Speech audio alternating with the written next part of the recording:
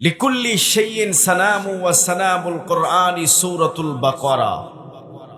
তিরমিজির এক riwayate এসেছে, পৃথিবীর প্রত্যেকটা জিনিসের একটা চূড়া রয়েছে। কোরআনুল কারীমের চূড়া হলো সূরাতুল বাকারা। আল্লাহু আকবার। নবীজির এক সাহাবী আব্দুল্লাহ ইবনে ওমর বর্ণনা করতেছেন, সূরাতুল বাকারার আয়াত অনুধাবন করতে আমার 12টি বছর লেগেছে। নবীজির এক সাহাবী উসাইদ ইবনে হুযাইর, বুখারীর বর্ণনায় এসেছে, তিনি বলেন, রাতের বেলা আমি একবার সূরাতুল বাকারা পড়তেছিলাম, পাশে আমার ঘোড়াটি বাঁধা ছিল। আমি সূরাতুল বাকারা পড়তেছি, ঘোড়াটি লাফাইতেছে। সূরাতুল বাকারা পড়া বন্ধ করলাম, ঘোড়াটি থেমে যায়। আমি আবার যখন পড়তে শুরু করলাম, ঘোড়াটি আবার লাফায়, থেমে যায়, ঘোড়াও থেমে যায়। ব্যাপারটি অনুধাবনের জন্য সহিহ বুখারীর বর্ণনা, উসাইদ বর্ণনা করেন, আমি যখন বের হইলাম, নজর করে দেখি আমার বাড়ির ছাদের উপরে এক টুকরা সাদা মেঘের মতো। মেঘের উপরে একটা বাতি ছিল, বাতি জ্বালানো, জ্বলন্ত বাতি, যার আলোয় মেঘটা আলোকিত। উসাইদ বলেন, মেঘটি আস্তে আস্তে উপর দিকে উঠে যায়। নবীজির সাহাবী হযরত উসাইদ বলেন, পরের দিন সকালবেলা বিশ্ব নবীজির কাছে সব কথাগুলি যখন আমি ব্যক্ত করলাম, নবী আমার ডাক দিয়া বলে, উসাইদ, তুমি যদি সূরাতুল বাকারা পড়া বন্ধ না করতে, তাহলে যাদেরকে তুমি দেখেছ এরা ছিল প্রত্যেকটা আল্লাহ পাকের ফেরেশতা। সমস্ত ফেরেশতাগুলি তোমার বাড়ির আঙ্গিনায় আসতো। সব মানুষগুলি ফেরেশতাদেরকে দু চোখ ভরে দেখতো। উসাইদ বলেন, আমি সূরাতুল বাকারা পড়েছি, সূরাতুল বাকারার ফজিলত দেখেছি। নবী আমার বলেন, সহিহ মুসলিমের বর্ণনা এসেছে, ইন্নাশ শাইতানা ইয়াফিরু মিনাল বাইতিল্লাযী তুকরাউ ফীহি সূরাতুল বাকারা। নবী আমার বলেন, ইয়াফিরু, নিশ্চয় শয়তান পালিয়ে যায়, মিনাল বাইতিল্লাযী, ওই ঘর থেকে যে ঘরের ভিতরে তুকরাউ ফীহি সূরাতুল বাকারা, যে ঘরের ভিতরে সূরাতুল বাকারা পড়া হয়। আল্লাহু আকবার। শুধু তাই নয়, বিশ্ব নবীজি বলেন, লা তাজআলু বুয়ুতাকুম কুবুরা ফাইন্নাল বাইতাল্লাযী তুকরাউ ফীহি সূরাতুল বাকারা। নবী আমার বলেন, লা তাজআলু বুয়ুতাকুম কুবুরা ফাইন্নাল বাইতাল্লাযী তুকরাউ ফীহি সূরাতুল বাকারা। লা তাজআলু বুয়ুতাকুম কুবুরা। নবী আমার বলেন, তোমরা তোমাদের ঘরগুলোকে কবরে পরিণত করো না। লা তাজআলু বুয়ুতাকুম কুবুরা ফাইন্নাল বাইতাল্লাযী, নিশ্চয় যেই ঘরের ভিতরে সূরাতুল বাকারা পড়া হয়, নবী আমার বলেন, লা ইয়াদখুলুহুশ শাইতান, সেই ঘরের ভিতরে শয়তান প্রবেশ করতে পারে না। আমরা আমাদের ঘরের ভিতরে সূরাতুল বাকারা পড়ব, যতই বড় শক্তিশালী জিন হোক না কেন, ওই ঘরের ভিতরে প্রবেশ করতে পারবে না। ঠিক কি না? আমরা কত সময় কবিরাজের কাছে যাই, কবিরাজকে গিয়ে বলি আমাদের তদবির করে দেন। কবিরাজ উল্টা পাল্টা তদবির করে কত রকমের মানুষকে পেরেশানির ভিতরে রাখে। অথচ নবীজি আমল শিখিয়ে দিয়েছেন, আমার উম্মতদেরকে মেসেজ দিয়ে দাও। আমি নবীজি বললাম, লা তাজআলু বুয়ুতাকুম কুবুরা, তোমরা তোমাদের ঘরগুলোকে কবরে পরিণত করো না। ফাইন্নাল বাইতাল্লাযী, নিশ্চয় যে ঘরের ভিতরে তুকরাউ ফীহি সূরাতুল বাকারা, যেই ঘরের ভিতরে সূরাতুল বাকারা পড়া হয়, লা ইয়াদখুলুহুশ শাইতান, সেই ঘরের ভিতরে শয়তান প্রবেশ করতে পারে না। আল্লাহু আকবার। আমরা সূরাতুল বাকারা পড়ব তো ইনশাআল্লাহ। একটা আমল শিখিয়ে দেই, এখনই করব। আমি অবাক হয়ে যাচ্ছি, এটা আরো পড়ে দিলে পারতেন।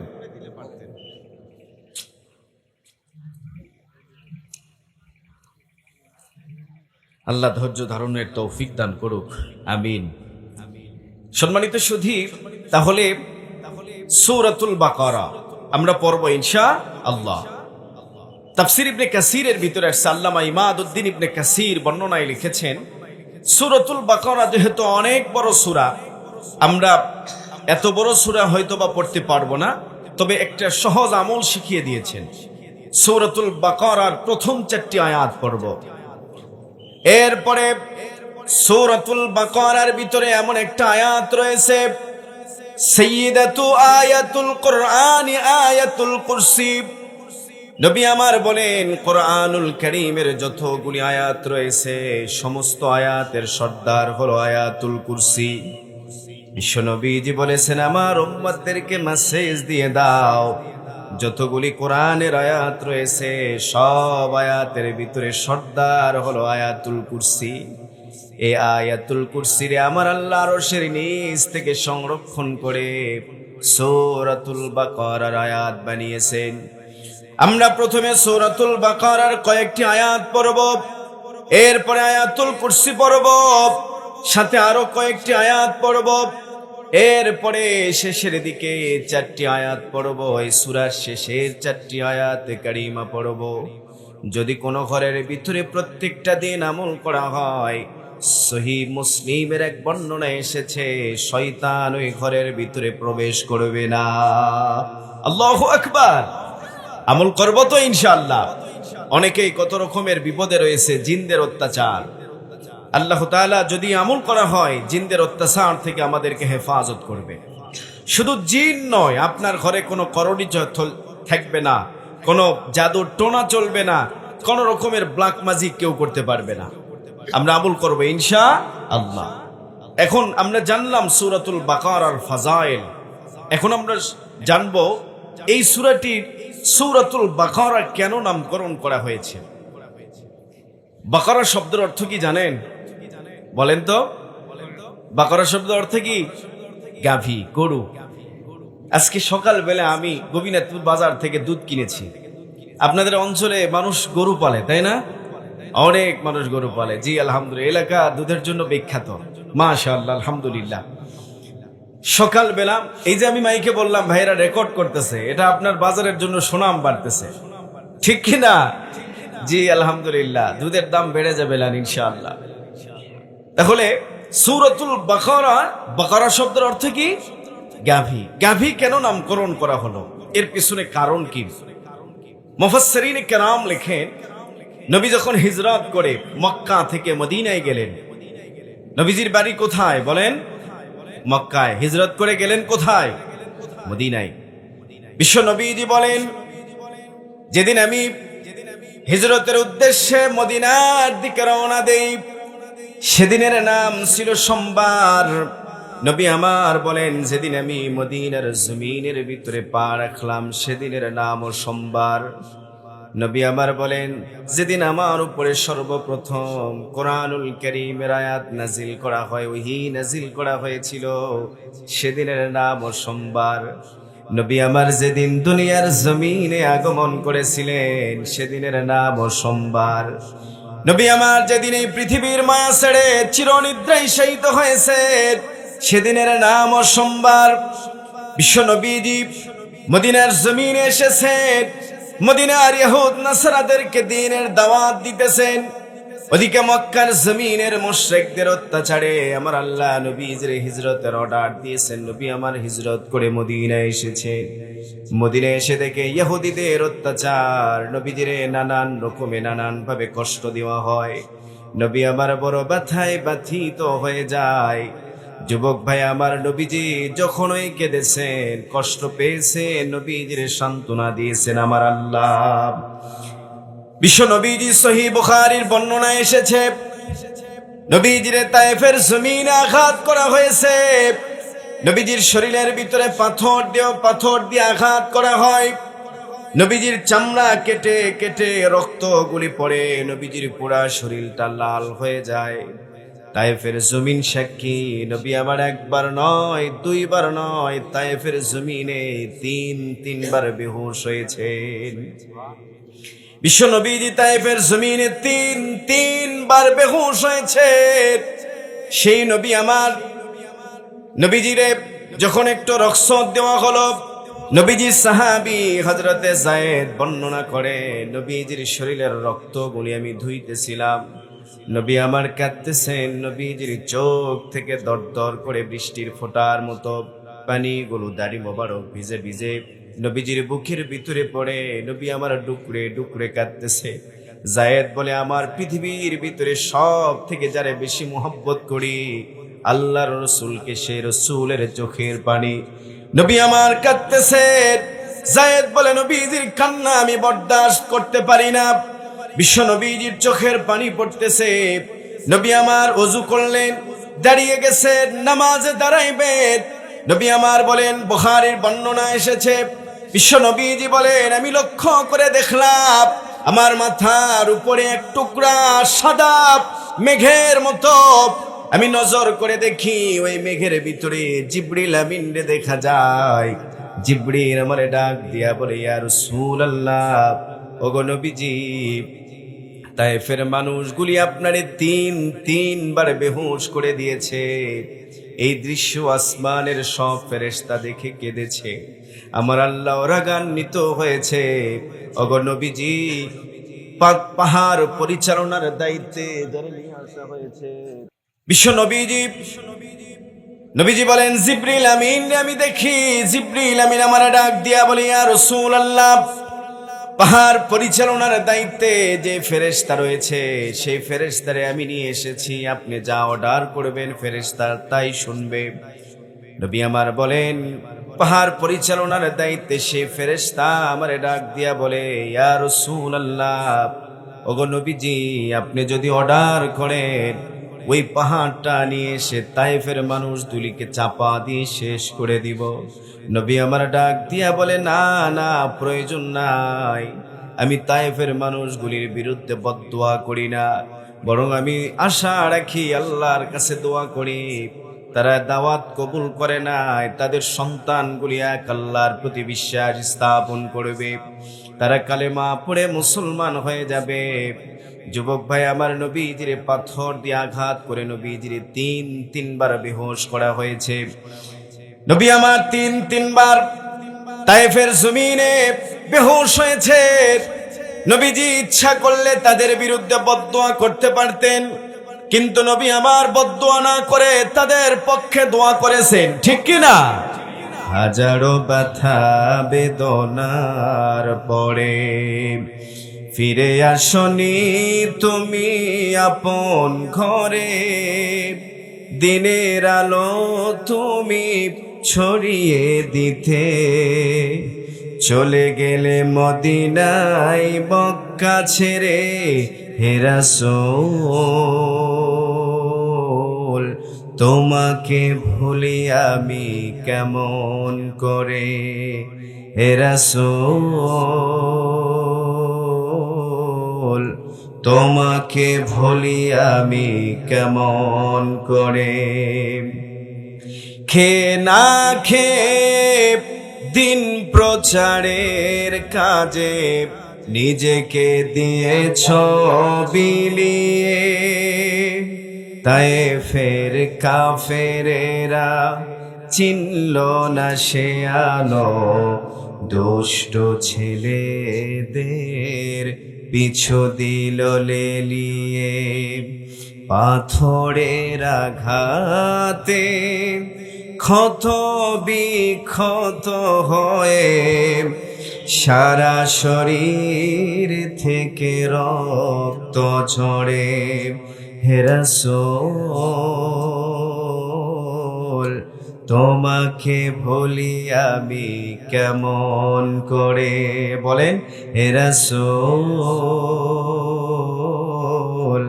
তোমাকে ভুলি আমি কেমন করে, ঠিক কিনা? নবীজিকে ভোলার মতো নয়। বিশ্ব নবীজির পাথর দিয়ে আঘাত করা হয়েছে। নবী আমার তাদের বিরুদ্ধে বদদোয়া না করে তাদের পক্ষে দোয়া করেছেন, তাদের সন্তানগুলি যেন হেদায়েত প্রাপ্ত হয়, মুসলমান হয়ে যায়। যুবক ভাই আমার, এই জন্য নবীজিকে রহমতে আলম বলা হয়। তাম পৃথিবীর জন্য বিশ্ব নবীজির রহমতে আলম বানিয়ে দুনিয়ার জমিনে পাঠানো হয়েছে। নবী আমার ব্যথায় ব্যথিত হয়েছেন। বিশ্ব নবীজি জিবরিল ফিরিয়ে দিলেন, না, তাদেরকে আঘাত করার দরকার নাই, যাও, চলে যাও। এই বলে নবী আমার নামাজে দাঁড়িয়েছেন। বিশ্ব নবীজি প্রাণ ভরে আল্লাহ পাকের কোরআনুল কারীম তেলাওয়াত করতেছেন। পৃথিবীতে নবীজির থেকে সুন্দর কণ্ঠের মানুষ আল্লাহর জমিনের ভিতরে আর কেউ নাই রে ভাই। নবীজির থেকে সুন্দর চেহারার অধিকারী দুনিয়ার জমিনে কেউ নাই। নবীজির থেকে সুন্দর কণ্ঠ আর দুনিয়াতে আল্লাহ কাউরে দেয় নাই। ইউসুফ পয়গম্বর ছিলেন, প্রত্যেকটা অঙ্গ প্রত্যঙ্গ মিলে সুন্দর, আর নবী আমার প্রত্যেকটা অঙ্গে অঙ্গে সুন্দর ছিল। ইউসুফের প্রত্যেকটা অঙ্গ প্রত্যঙ্গ মিলে হযরত ইউসুফ পয়গম্বর সুন্দর, কিন্তু নবী আমার এত সুন্দর রে ভাই। নবীজির হাত এত সুন্দর ছিল, নবীজির হাতের মতো হাত আমার আল্লাহ পৃথিবীর জমিনে কাউরে দেয় নাই। নবীজির চোখের মতো চোখ পৃথিবীর জমিনে আমার আল্লাহ কাউরে দেয় নাই। নবীজির ঠোঁটের মতো ঠোঁট পৃথিবীর জমিনে কাউকে আমার আল্লাহ দেয় নাই। নবীজির জিহ্বার মতো জিহ্বা পৃথিবীর জমিনে কারো নাই। নবী আমার এত সুন্দর ছিল।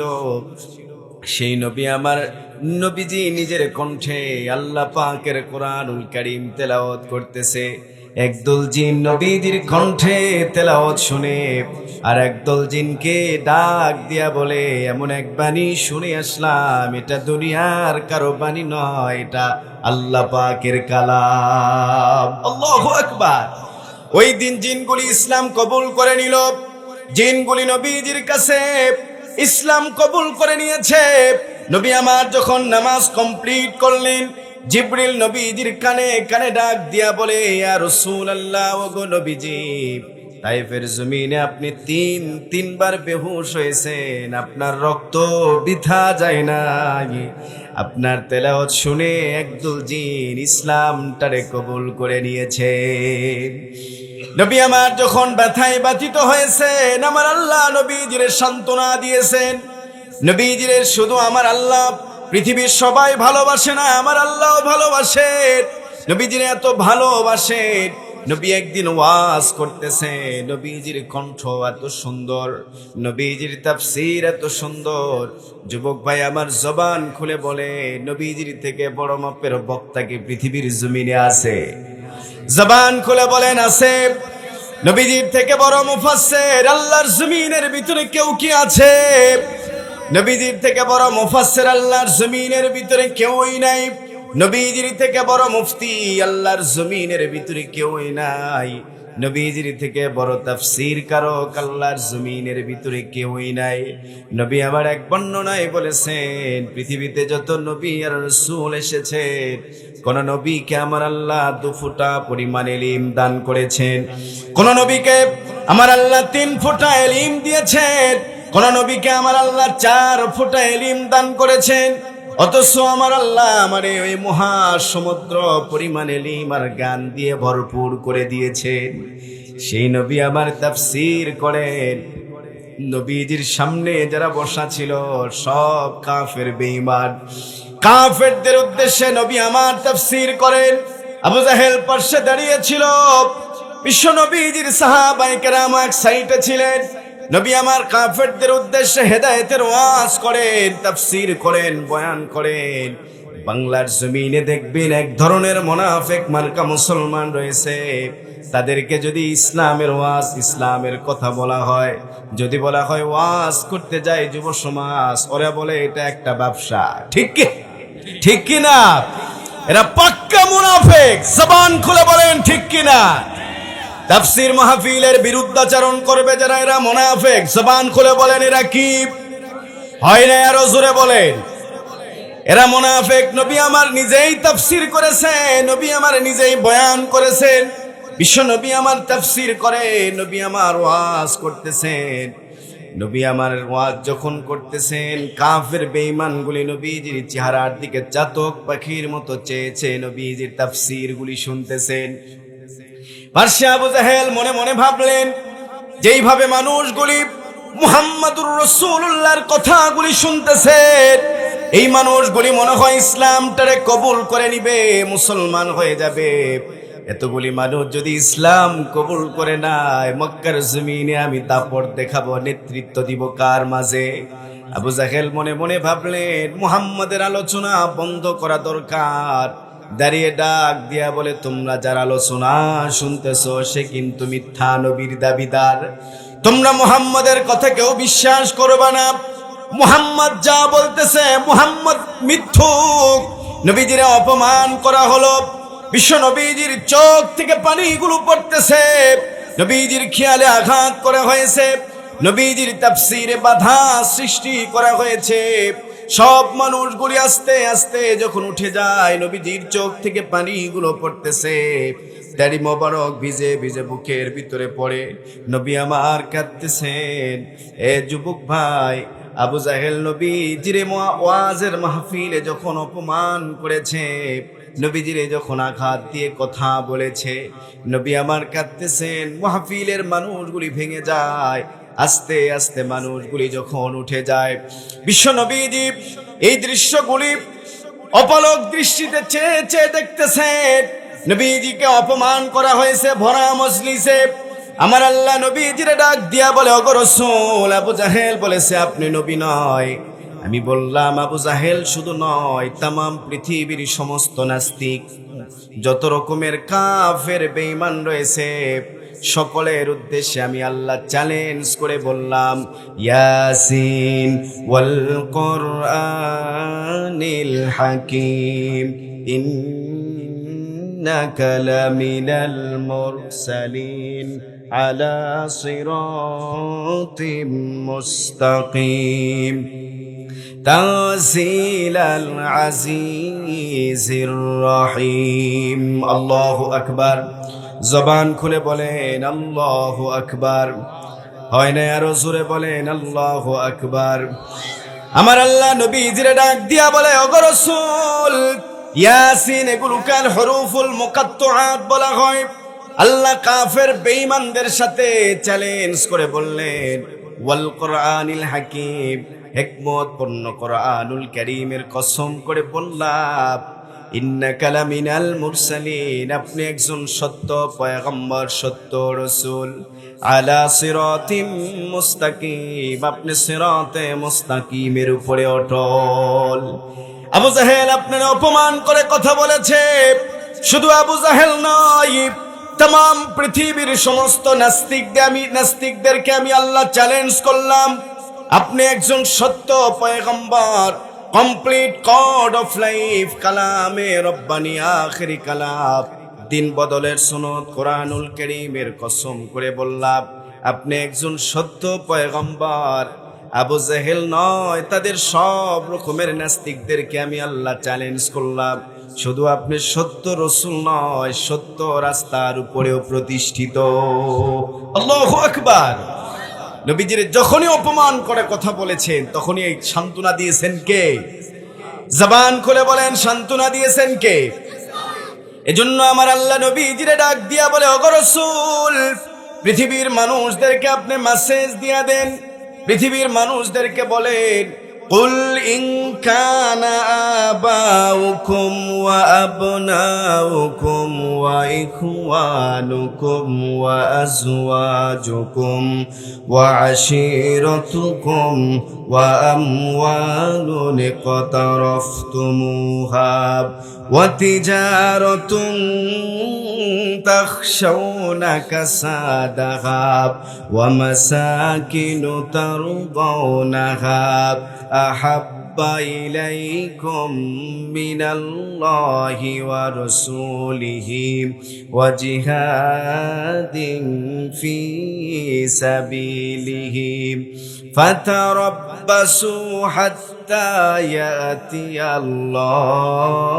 বিআমরিহি। আমার আল্লাহ নবীজিরে ডাক দিয়া বলে, ওগো রাসূল, পৃথিবীর মানুষদেরকে আপনি বলেন, কুল আপনি বলেন, কাদেরকে? পৃথিবীর মানুষদেরকে। ইন কানা আবাউকুম, যদি হয়, নবীজিরে আমার আল্লাহ এত ভালোবাসছেন, এত মহব্বত করেছেন, সাহাবায়ে কেরাম নবীজিরে ভালোবাসছেন, এত ভালোবেসেছেন, নবীজি একদিন অসুস্থ অবস্থায় নবীজির গায়ে শিঙ্গা লাগানো হয়েছে। শিঙ্গা, হাদিসের ভিতরে আমরা শিঙ্গা পড়েছি। শিঙ্গা লাগালে চামড়ার নিচে এক ধরনের রক্ত থাকে, এই রক্তগুলি উঠে আসে, শরীর সুস্থ থাকে। বিশ্ব নবীজির শরীরে শিঙ্গা লাগানো হয়েছে। নবীজির শরীরে শিঙ্গা লাগানো রক্তগুলি একটা পাত্রে জমা করা হয়েছে, এক সাহাবীরে দেয়া হলো। ডাক দিয়ে বলা হলো, এই রক্ত বাহিরে ফেলে দিয়া সব। সাহাবী রক্ত বাহিরে নিয়েছে, মনে মনে ভাবতেছে বিশ্ব নবীদের রক্ত জমিনে কেমনে ফেলি। সব রক্তগুলি সাহাবী খেয়ে নিয়েছে। নবী আমার বুঝে নিয়েছেন। সাহাবীরে ডাক দিয়া বলে, আমার রক্ত কোথায় ফেলেছ? সাহাবী বলে, এমন জায়গাতে ফেলেছি দুনিয়ার আর কেউ দেখবে না।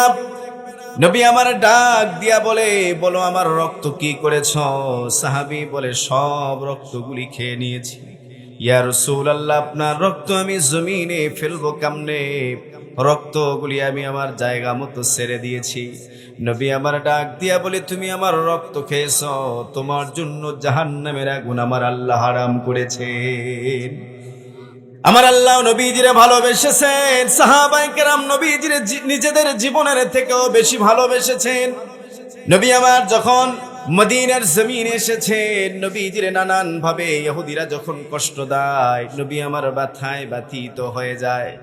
নবীজির চোখ থেকে পানিগুলো পড়ে।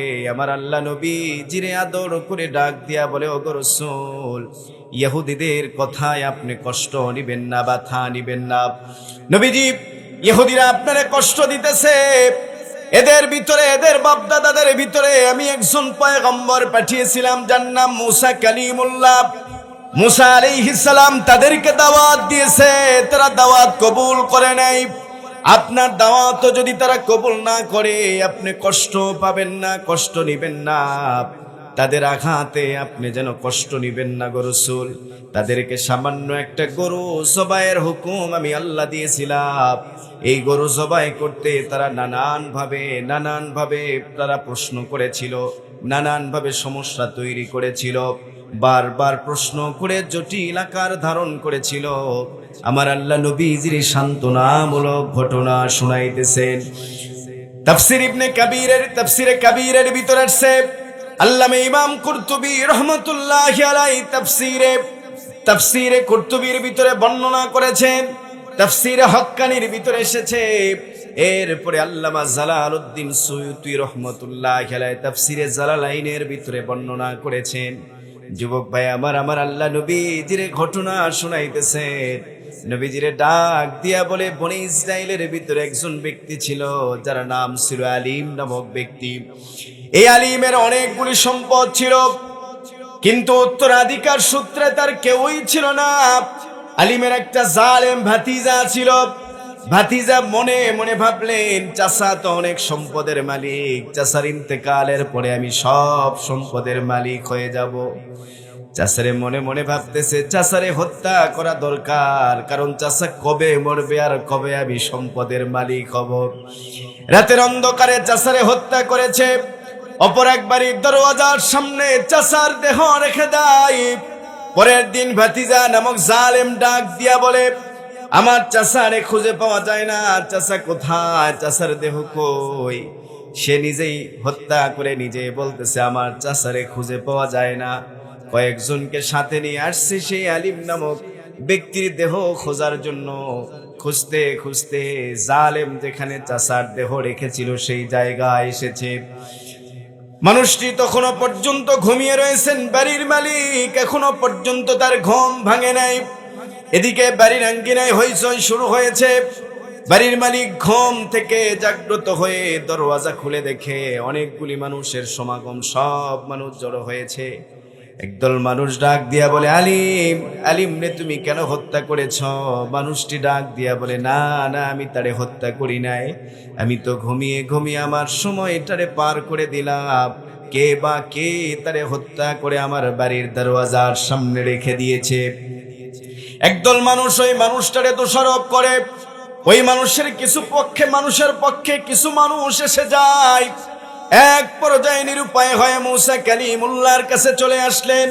এই মানুষগুলি মুসা আলাইহিস সালামের কাছে এসে ডাক দিয়া বলে, মুসা, ওগো নবী, আপনি তো মুসা কালিমুল্লাহ, আল্লাহর সাথে কথোপকথন করেন, আপনি আল্লাহর কাছে বলেন এই মানুষটারে কে হত্যা করেছে।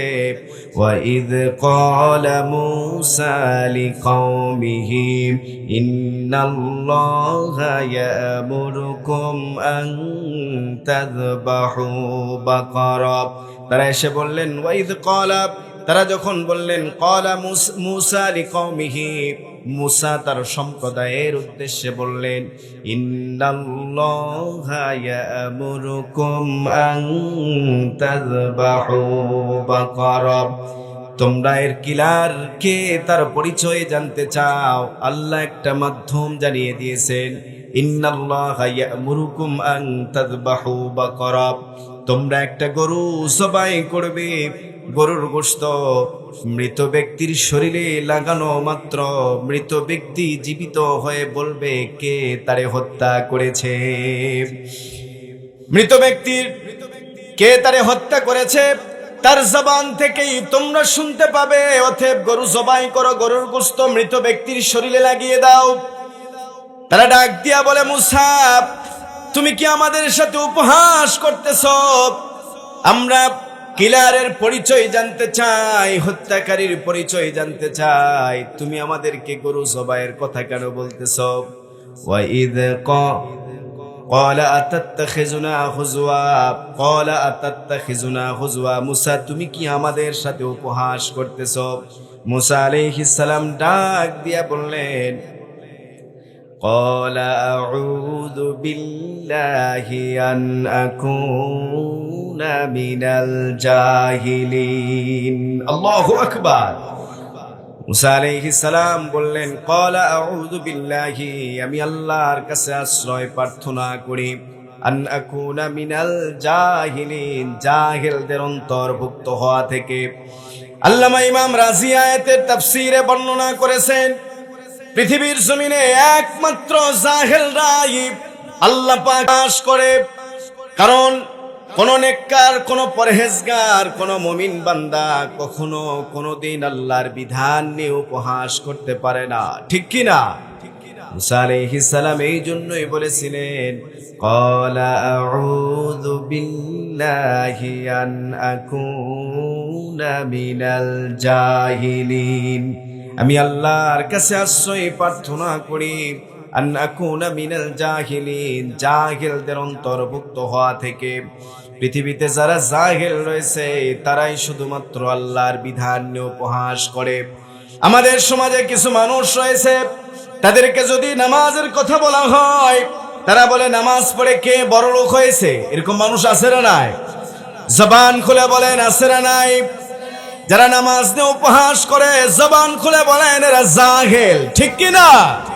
সামনে রমজান আসতেছে, একদল মানুষ রয়েছে তারা রমজানের রোজা রাখে না, তারাও জাহেল, ঠিক কি না? রমজানের রোজা রাখে না, সুস্থ মানুষ, সবল আজ শক্তিধর ব্যক্তি, অথচ রমজানের রোজা রাখতেছে না। নবী আমার বলেন, রমজানুল মুবারক কেমন একটি মাস, যারা রমজানের রোজা রাখবে এর প্রতিদান আমার আল্লাহ কিয়ামত ওই বান্দারে নিজ হাতে দান করবে। অথচ রমজানের রোজা রাখে না। এরা কি? জবান খুলে বলেন, যারা রমজানকে অস্বীকার করে তারা কি? বলেন জাহেল। তারা কি? জবান খুলে বলেন তারা কি? জাহেল। আমরা সকলে রমজানের রোজা রাখবো ইনশাআল্লাহ। আল্লাহ কবুল করুক, সকলে বলি আমিন। হাদিসের ভিতরে আসছে রমজানের প্রত্যেকটা রমজানের রোজা রাখবো প্রথম রাতের বেলা, অর্থাৎ রমজানের যখন চাঁদ উঠে যায়। হাদিসের ভিতরে আসছে, নবী আমার বলেন, তিরমিজির হাদিস, বিশ্ব নবীজি বলেন, আবু হুরাইরা থেকে হাদিস বর্ণিত, রমজানের যখন প্রথম চাঁদ উঠে যায় তখন আল্লাহ পাক নিজে আসমানে এলান করতে থাকেন, ইয়া বাগিয়াল খায়রি আকবিল ওয়া ইয়া বাগিয়াশ শাররি আকসির। নেককাররা তোমরা তোমাদের নেকি বাড়িয়ে দাও, গুনাহগাররা তোমরা তোমাদের গুনাহগুলি বন্ধ করে নেকি বাড়িয়ে দাও। নবী আমার বলেন, এটা স্বয়ং আমার আল্লাহ পাক আসমানে এলান করতে থাকেন। শুধু তাই নয়, যুবক ভাই, বুখারীর বর্ণনা এসেছে, নবী আমার বলেন, কোন মানুষ যদি রমজানের রোজা রাখে, ওমান সামা রমাযান ঈমানাও ওয়া ইহতিসাবান গুফিরা লাহু মা তাকদ্দামা মিন যামবিহি। নবী আমার বলে, কোন মানুষ যদি রমজানের রোজা রাখে, আমার আল্লাহ তার জিন্দেগীর সব গুনাহগুলিকে মাফ করিয়া দেয়। আল্লাহু আকবার। ওয়ামান কামা রমাযান ঈমানাও ওয়া ইহতিসাবান গুফিরা লাহু মা তাকদ্দামা মিন যামবিহি। নবী আমার বলেছেন, রমজানের রাত যারা দাঁড়িয়ে দাঁড়িয়ে ইবাদত করে, আমার আল্লাহ তার জীবনের সব গুনাহগুলি মাফ করে দিবে। বুখারীর বর্ণনায় রয়েছে, ওয়ামান কামা লাইলাতুল কদরি ঈমানাও ওয়া ইহতিসাবান গুফিরা লাহু মা তাকদ্দামা মিন যামবিহি। নবীজি বলেছেন, কেউ যদি লাইলাতুল কদরের রাত্রিতে ইবাদত করে, আমার আল্লাহ তার জীবনের সব গুনাহগুলি মাফ করে দিবেন। আল্লাহু আকবার। লাইলাতুল কদর কি জিনিস জানেন? আমার আল্লাহ নবীজিরে বলতেছেন, ইন্না আনসালনাহু ফি লাইলাতিল কদর।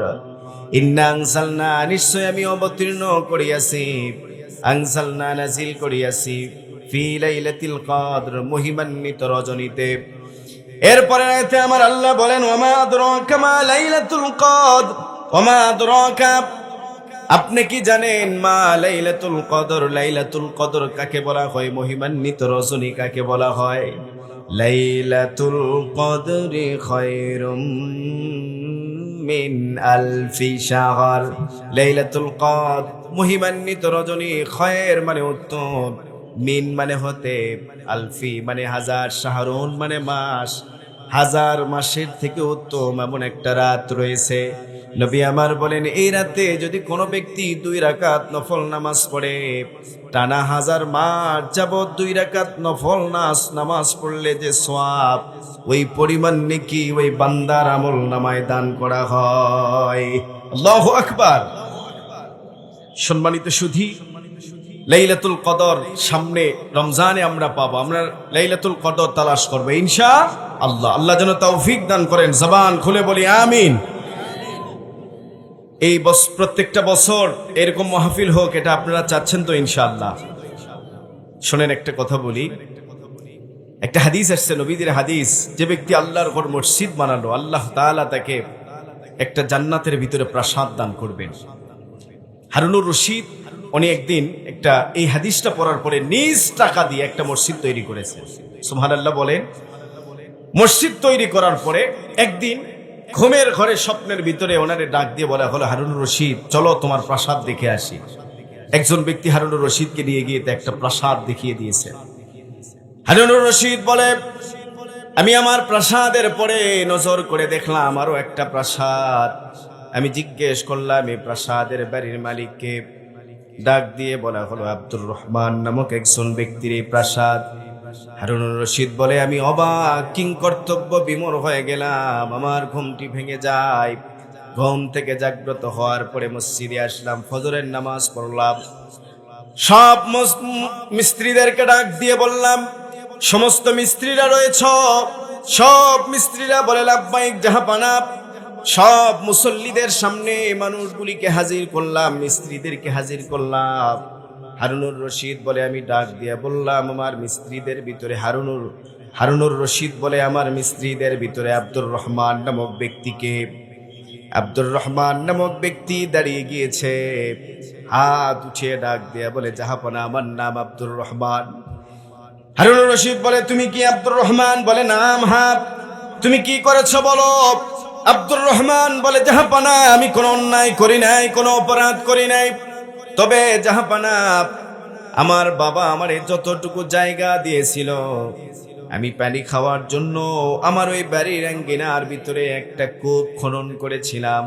এই কূপ খনন করতে গিয়া 3টা পাথর আমি পেয়েছিলাম। মনে মনে ভেবেছি, এই 3টা পাথর বাদশার মোজাইক পাথরের মতো মনে হয়। বাদশা যে পাথরগুলি মসজিদে লাগাইতেছে, আমি আল্লাহরে ডাক দিয়া বলি, আল্লাহ ও আসমানের মালিক, তোমার ঘর মসজিদ বানানোর মতো অ্যাবিলিটি আমার নাই, ক্ষমতা আমার নাই। আয় আল্লাহ, তুমি যদি আমারে শক্তি দাও, 3টা পাথর আমি তোমারে সাক্ষী রেখে মসজিদে দান করে দিলাম। আমি আল্লাহরে সাক্ষী রেখে 3টা পাথর মসজিদের ভিতরে লাগিয়ে দিয়েছি, আমি কোনো অপরাধ করি নাই জাহাপনা। হারুনুর রশিদ বলে, তুই আমার কোলের ভিতরে আয়, তুই আমার বুকে আয়। দৌড়ে গিয়ে হারুনুর রশিদ মানুষটারে বুকের ভিতরে জড়িয়ে ধরেছে। ডেকে বলে, আব্দুর রহমান, কোটি কোটি টাকা ব্যয় করে যে মসজিদ তৈরি করার পরে আমার আল্লাহ আমার ওই মসজিদের বদৌলতে আমার একটা প্রাসাদ দিয়েছে। এ আব্দুর রহমান, মাত্র 3টি পাথর তুই আল্লাহর ঘর মসজিদে ব্যবহার করার দ্বারা আমার আল্লাহ তোরে একটা প্রাসাদ দান করেছে। আল্লাহু আকবার। আল্লাহর ঘর মসজিদে একটা টাকাও যদি ইখলাসের সাথে কেউ দান করে, এই দানের বিনিময়ে আল্লাহ জান্নাতে একটা প্রাসাদের মালিক বানায় দিবে। সুবহানাল্লাহ বলেন। জি ভাই, আমরা দাঁড়িয়ে যাই ইনশাআল্লাহ, দেখি কোন আল্লাহর বান্দা আছে। মসজিদ আল্লাহর ঘর, দুনিয়ার অন্য কোনো জায়গা নয়।